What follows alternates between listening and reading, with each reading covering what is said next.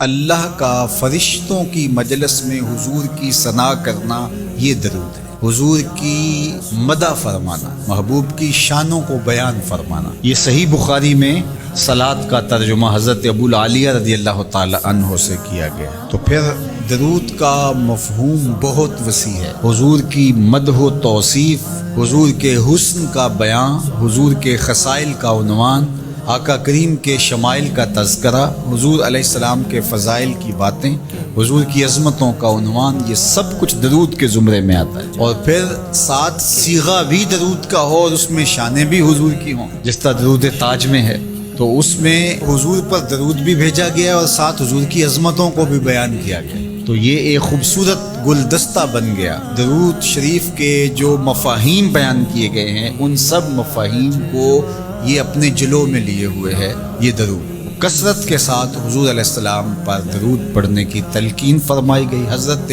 ابی بن کعب رضی اللہ تعالیٰ عنہ فرماتے ہیں کہ آقا کریم نے ترغیب دی درود شریف پڑھنے کی، باقی امور اور عبادت، ذکر فکر تو میں نے عرض کی، ارشاد فرمائے کہ میں آپ پر کس مقدار میں درود پڑھوں، کتنا وقت، کتنا درود پڑھوں؟ تو آقا کریم نے فرمایا ما شئت، جتنا تم چاہو۔ فرماتے ہیں میں نے کہا میں چوتھا حصہ درود پڑھوں گا، باقی 3 حصے دیگر عبادات اور دیگر وظائف اذکار بجا لاؤں گا۔ فرمایا جس طرح تم چاہو، جو تمہاری مرضی، لیکن اگر درود کی مقدار کو بڑھا دو تو تمہارے لیے بہتر ہوگا۔ میں نے کہا النصف، میں آدھا وقت درود پڑھا کروں گا اور باقی چیزیں باقی آدھے وقت میں کروں گا۔ فرمایا جس طرح تم چاہو، لیکن اگر درود کی مقدار کو بڑھا دو تو تمہارے لیے بہتر ہوگا۔ میں نے کہا کہ حضور میں 2 حصے درود پڑھوں گا اور 1 حصہ باقی وظائف اوراد بجا لاؤں گا۔ فرمایا جیسے تمہارا دل چاہے، لیکن اگر تم درود کی مقدار کو بڑھا دو تو تمہارے لیے بہتر ہوگا۔ فرماتے ہیں میں نے کہا حضور میں پڑھوں گا ہی درود،